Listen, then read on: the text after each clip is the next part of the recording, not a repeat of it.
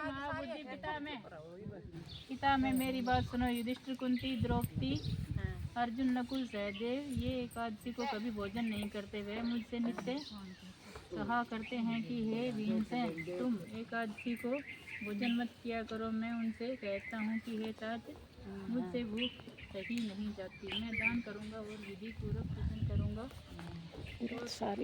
परंतु बिना उपवास किए एकादशी के व्रत का फल कैसे मिले? भीमसेन का वचन सुनकर व्यास जी बोले, जो तुम स्वर्ग और को अत्यंत प्रिय और जानते हो एकादशी को भोजन मत किया करो।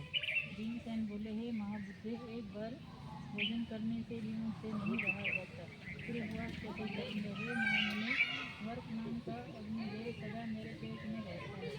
जब मैं बहुत सा अन्न खाऊं तब वह शांत होता है। हे महामान्य, मैं एक उपवास कर सकता हूँ जिससे स्वर्ग मिल जाए। उस दिन व्रत को मैं विधि पूर्वक करूँगा, इसलिए निश्चय करके एक व्रत रख लीजिए जिससे मेरा कल्याण होगा। श्री बोले, नरपति नरदीप, तुमने मानव कलयुग में उन धर्मों के करने की शक्ति मनुष्य में नहीं है। सरल उपाय, थोड़े धन और कम परिश्रम से महाफल प्राप्त होता है होने की विधि मैं तुमसे कहता हूँ, जिससे सब पुराणों का सार है। जो दोनों पक्षों की एकादशी का व्रत करता है वह नरक में नहीं जाता। व्यास जी का वचन सुनकर भीमसेन पीपल के पत्ते की तरह कांपने लगे और डर कर बोले, हे पितामह, मैं क्या करूं? मैं उपवास नहीं कर सकता, इसलिए हे प्रभु, बहुत फलदायक एक ही व्रत को मुझसे कहिए। व्यास जी बोले, हे वृक्ष, जो मिथुन के सूर्य में ज्येष्ठ मास के शुक्ल पक्ष की सफला एकादशी है, उसका यत्न पूर्वक निर्जल उपवास करना चाहिए। स्नान और आचमन में जल का निषेध नहीं है। नास्य भर स्वर्ण का दान जिसमें डूब जाए उतना ही जल आचमन के लिए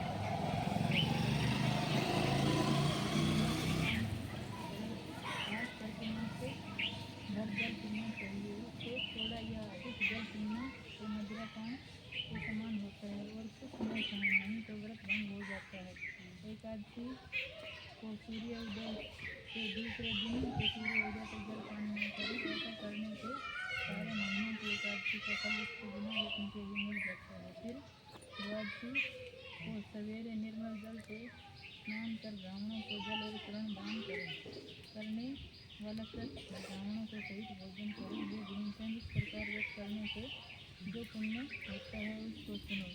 साल भर में जितनी एकादशी है उनका फल इस एकादशी के व्रत करने से मिल जाता है, इसमें संदेह नहीं है। शंख चक्र गदाधारी कृष्ण भगवान ने मुझसे कहा कि सब धर्मों को छोड़कर मेरी शरण में आओ। एकादशी को निराहार रहने से मनुष्य सब पापों से छूट जाता है। जो वायु शुक्र बार बार विशेष क्या करे, ज्येष्ठ के शुक्ल पक्ष की एकादशी में जल भी वर्जित है।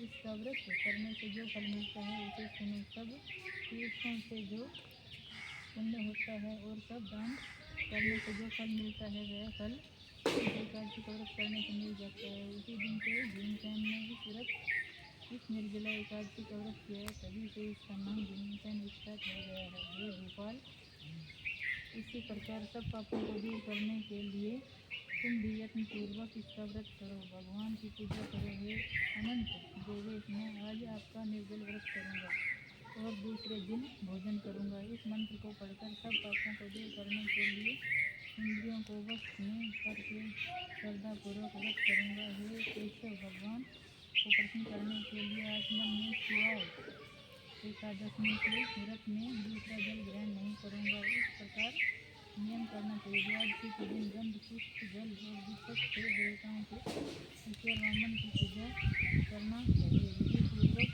पूजन करके इस मंत्र का उच्चारण करो। हे देवताओं के ईश्वर, हे इंद्रियों के ईश्वर, हे संसार समंदर से पार करने वाले जल से भरे हुए कलश के दान करने से मुझको